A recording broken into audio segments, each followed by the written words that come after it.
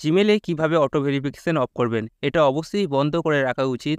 আপনাদের ফোনে যদি কোনো নতুন সিম পড়েন, জিমেলটা অটো ভেরিফাই হয়ে যায় আপনাদের ফোন নাম্বারের সঙ্গে, তো এটা অতি অবশ্যই অফ করে রাখা উচিত। প্রথমে প্লে স্টোরে চলে আসবেন।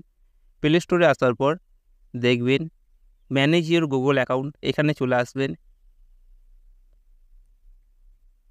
এখানে আসার পর এই একটুখানি দেখবেন পার্সোনাল ইনফো বলে একটা অপশান আছে, পার্সোনাল ইনফোর উপর চলে আসবেন। এখানে আসার পর দেখতে পাবেন ফোন বলে আছে, এইখানটার উপর ক্লিক করে দেবেন।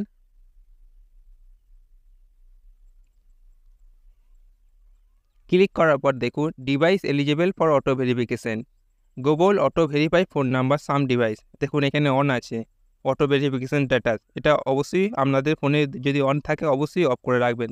এরপর থেকে আর অটো ভেরিফিকেশন হবে না। চলুন, ভিডিওটা যদি ভালো লাগে লাইক কমেন্ট শেয়ার করে দেবেন। দেখা হচ্ছে নেক্সট ভিডিও।